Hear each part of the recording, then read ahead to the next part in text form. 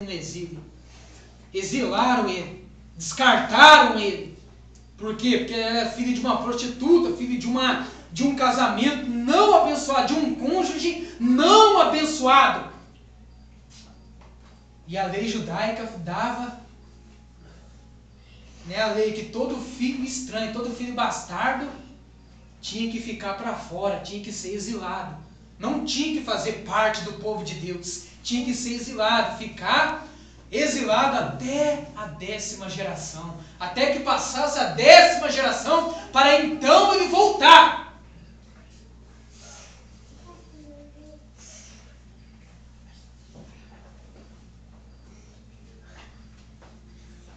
Aí então seus irmãos expeliram ele, lançaram ele no exílio. Aí o verso 3 fala que Jefté fugiu diante de seus irmãos e habitou na terra de Tobi. E homens levianos se juntaram com ele, se juntaram a Jefté e saíam com ele.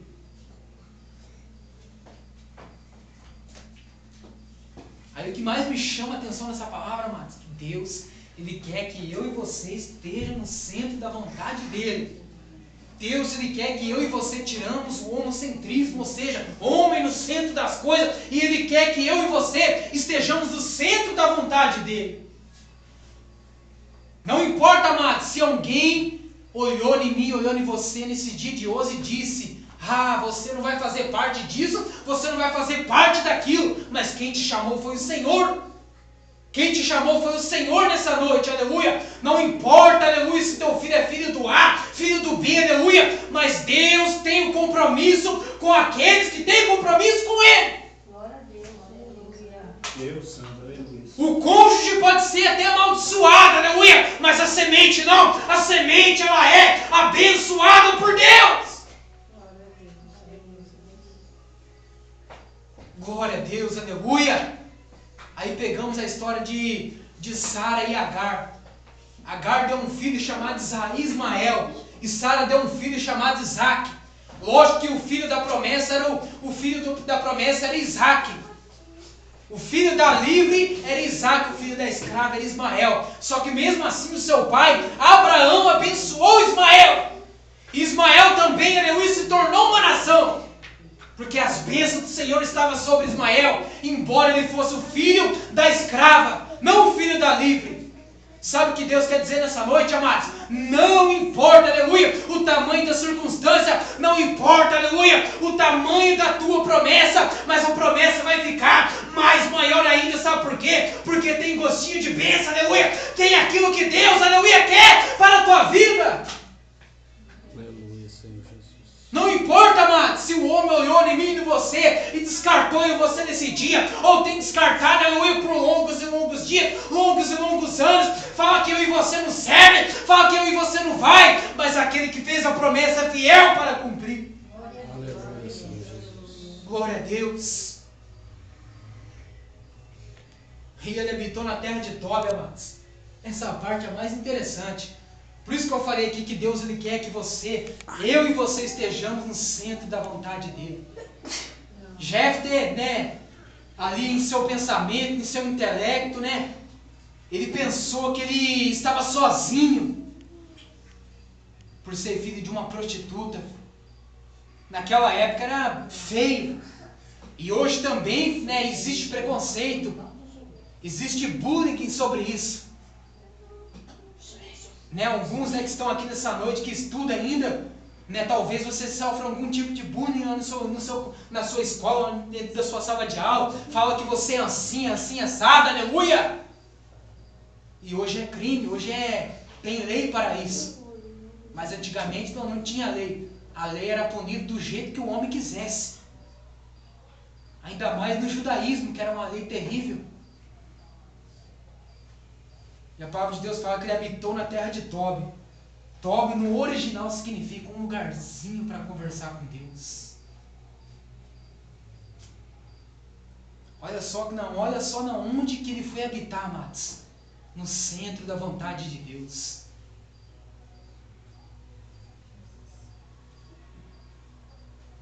E homens levianos se juntaram a Jefté e saíam com ele. Sabe quem são os homens levianos, amados? Na época eram os bárbaros, eram aqueles homens valentes, aqueles homens que sabiam manejar uma espada e sabiam usar um escudo e sabia, né, se comportar como soldado diante de uma batalha. Tudo tem um preço a pagar, amados. Tudo, quando Deus envia eu e você em um determinado lugar, porque Ele sabe de todas as coisas. Aí por isso que eu falo para você, amados, que Deus, Ele usa quem a gente menos espera. Deus Ele vai usar na presença dEle. Talvez a gente pense que Deus vai usar o filho do pastor, aleluia, pense que vai usar o santarrão da igreja, mas não, Deus Ele vai usar aquele que se coloca na brecha. Deus Ele vai usar, aleluia, aquele que está sentado no banco, que ninguém olha para ele, aleluia, ele é descartado, ele é exilado, aleluia, é esse que Deus vai pegar e vai usar. Aleluia, Pai. Aquele que se coloca na brecha do Senhor, é esse que Deus vai pegar e vai usar na presença de Deus. Por que eu falei santarrão, amados? Porque tem muitos que querem ser santarrão dentro da casa do Senhor, irmão. Dentro deste santuário, aleluia. Não existe super crente, aleluia. Existe crente com a boca no pó, aleluia. Existe crente, aleluia, que em meio às circunstâncias, em meio aos pecados, ele não se prostra diante dos pecados, aleluia, seu, mas ele dobra o joelho diante da presença de Deus e diz: eis-me aqui, Senhor, perdoa os meus pecados, aleluia, e continua me usando na tua presença. Glória a Deus, aleluia. Deus maravilhoso. Fala mesmo, Deus. Seus irmãos exilaram porque eles eram judeu. E Jefté não, Jefté na sua veia corria sangue de uma prostituta. Agora os irmãos tentam imaginar o que é isso. Filho de uma prostituta, isso é um preconceito.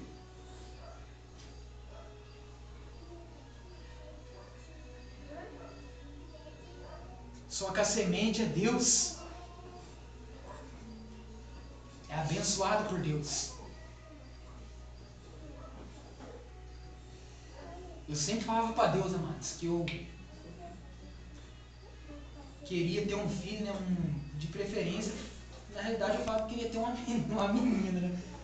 Mas Deus foi lá e me deu um varão.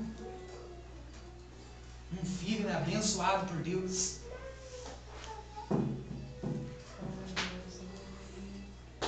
E ele está lá, né, amado? Só que cresce, aleluia, com saúde, graças a Deus. E eu creio, amados, que pela minha vida, através da minha vida, as promessas de Deus estão sobre a vida dele também. Aleluia, na vida de Jefté, as promessas de Deus estavam sobre a vida dele. E ele saiu com homens levianos. Aí sabe o que aconteceu, amados? Deus o enviou na terra de Tob. Tob significa um lugarzinho para conversar com Deus. Ou seja, Deus ele está querendo que eu e você entramos no centro da vontade dele nessa noite, aleluia. E Deus quer, aleluia, que eu e você paramos de murmurar, aleluia. Paramos de contar os nossos problemas para o irmão A, o irmão B, aleluia, para o vizinho da esquerda, da direita. E começamos a contar os nossos problemas para Deus, aleluia. Porque o nosso irmão da direita e da esquerda, aleluia, não é obrigado a ouvir, aleluia, coisa nenhuma sequer nossa, aleluia. Mas o Senhor Deus, aleluia, conforme a palavra de Deus diz, se tu tem algum problema, entra no teu quarto e conversa com teu Pai secreto, porque Ele responderá, aleluia, se for preciso, Ele enviará o anjo a teu respeito, aleluia, e guardará você e te abençoará, aleluia. Glória a Deus. Deus, Ele quer, aleluia, eu e você no centro da vontade dEle. Sabe, mas o Espírito Santo de Deus fala comigo primeiramente.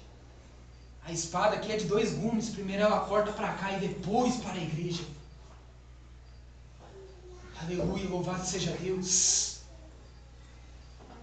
E o Espírito Santo de Deus, amados, ele não habita em templos feitos por mãos de homens. A glória de Deus cai neste lugar, dentro deste santuário. Mas a igreja sou eu, é você, né? O Espírito Santo de Deus habita no templo, no meu corpo, no meu coração e no teu coração.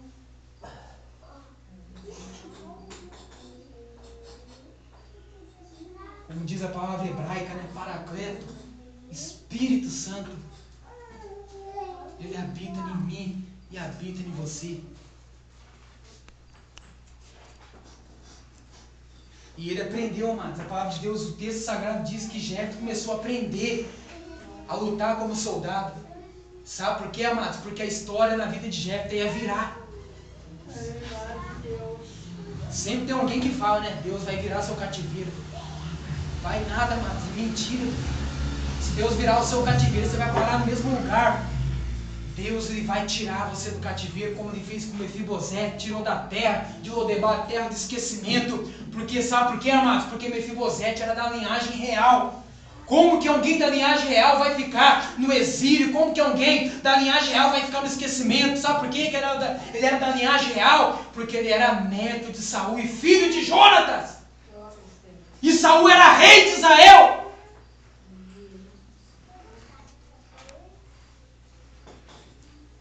E amigo de Davi.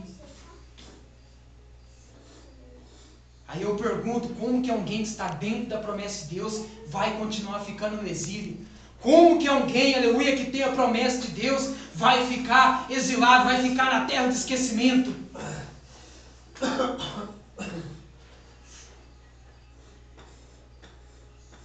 Deus permitiu que Jefté fosse até aquele lugar, por quê? Para aprender. Porque mais tarde aqueles que expulsaram ele iriam precisar do favor dele. Sabe o que eu aprendo com isso, amados? Aquele que tem um costume, sabe? De pisar no seu carro, aquele que tem o costume de querer, aleluia, seu bambambam, bonzão da boca, minha última bolacha do pacote, aleluia, aquele que, aleluia, tem mania de querer desfazer, aquele que tem mania, a mania da grandeza, o orgulho, o egocentrismo dentro de si, aleluia, ele vai precisar do seu favor, aleluia, ele vai precisar da sua oração. Não se preocupe, amados, fique na onde Deus te chamou. Fique dentro do centro da vontade de Deus.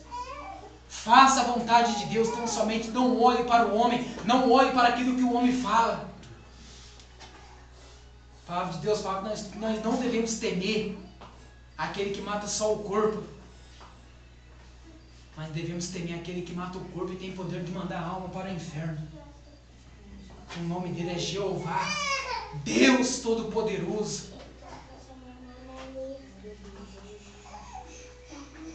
Aí o versículo 4, amados, como já diz aqui, ele aprendeu, ele saía com homens levianos e aprendeu a lutar como soldado.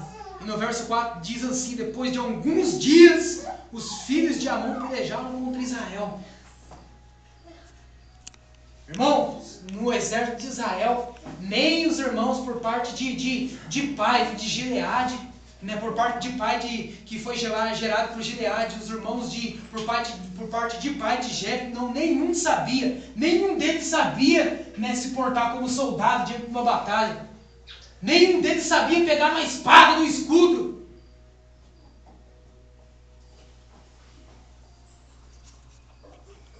E os filhos de Amon aqui representa o adversário de nossas almas, o exército de Satanás. Os filhos de Amon pelejaram contra os filhos de Israel.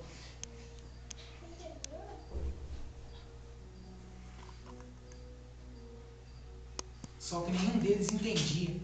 Nenhum deles eram todos inocentes. Nem entendia de espada, não entendia de estratégia de guerra nenhuma. Aí por isso que eu falei, amados, que é bom nós estar no centro da vontade de Deus. Tudo nós aprendemos do Senhor. Não importa, amados, se estudamos, não importa se nós somos catedráticos ou não, temos um alto entendimento, mas quem faz a obra é Deus. Glória a Deus, aleluia, Jesus.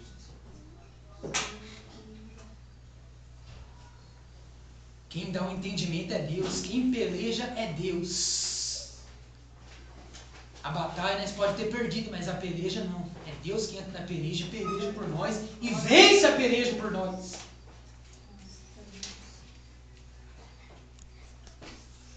Glória a Deus, aleluia. Aí lá vai vários filhos, né? Os anciões ali, os irmãos, os próprios irmãos de Jefté, por parte de pai, foi lá buscar ele. Por isso que eu falei aqui, né, que aqueles que descartam você, que eles falam que você não vai, que você não é, eles vão precisar do seu favor. Sabe que favor que é, amados? Oração, eles vão precisar. Alguém vai chamar você, ó, vamos lá na minha casa que o negócio está assim lá, e eu preciso de você lá para fazer uma oração. Sabe por quê, amados? Porque isso, já aconteceu isso na história da minha vida. Já aconteceu isso comigo. Alguém falou uma vez que eu não era, que eu não sou. Tem muitos que falam por aí. Sabe, amados, quando você sente que alguém está fazendo oração contrária para você, oração de macumbeira, amados. Amados, tem crente que ora oração de macumbeira. Ah, Senhor, mata, aleja. Você já viu essa oração, amados?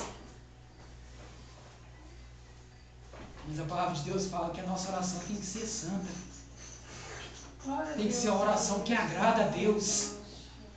Não pode ser com incenso. A nossa oração é como fumaça que sobe diante de Deus. Aí no livro de Apocalipse fala, né, que os 24 anciões estavam com salva, cheia do quê? De fumaça, que simboliza a oração dos santos. Glória a Deus, aleluia, Jesus.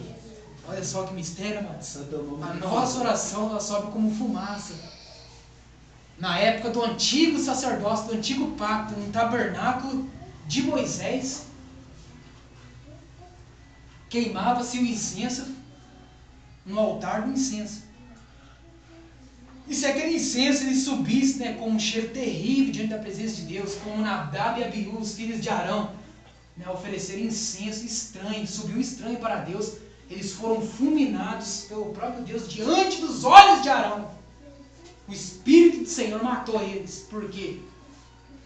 Porque eles ofereceram incenso estranho. Sabe o que isso significa, amados? Nos dias atuais, trazendo para o dia de hoje, é oração estranha. Quando nós oramos, ah, Senhor, mata, aleja, né, traz, nem que o Senhor arranque a orelha, arranque um pedaço do nariz. Aleluia, isso simboliza o quê? Fumaça estranha diante de Deus. Isso cheira como carniça diante da presença de Deus, amados. Mesmo que alguém, aleluia, esbofeteie a minha cara, tua cara, pise no meu carro, no teu carro, aleluia, dá um murro na nossa cara, aleluia. Pô, todavia eu e você devemos dobrar o nosso joelho e falar: oh, Senhor Jesus, abençoa o meu irmão.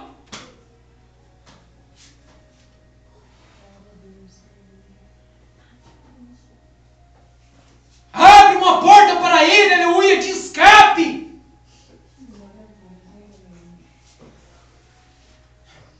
Jesus, aleluia, quando ele esteve na cruz pregado, ele olhou para os seus malfeitores, ele olhou para os homens da lei, para os centuriões, para os homens, né, de guerra, de batalha que estavam ali. Senhor, perdoa eles, que eles não sabem o que fazem. Mas Jesus era um Deus homem. Se ele quisesse, ele poderia acabar com todo mundo, extirpar, né, acabar com aquela raça de soldado, né, que estavam todos ali. Ele poderia muito bem fazer isso, mas não.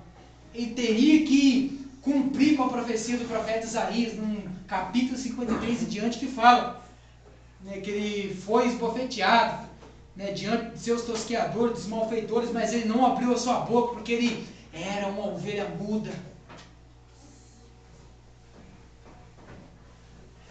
E até no dia de hoje, amados, quando nós vamos levar uma ovelha para o matadouro, você sabia que o único animal que vai quieto para o matadouro, mas ela não sabe que está indo para o matadouro, é a ovelha. Se você pegar ela, não faz, né, aquela, como é que se diz, birra, né, não faz ali força querendo não ir. E quando ela está para morrer, né, cai uma lágrima do seu olho. Por isso que Jesus, né, foi comparado como uma ovelha. O cordeiro, né, do livro de Apocalipse, que desatou os 7 selos. Aí lá vai, amados, os irmãos de Jefté buscar ele na terra de Tobi.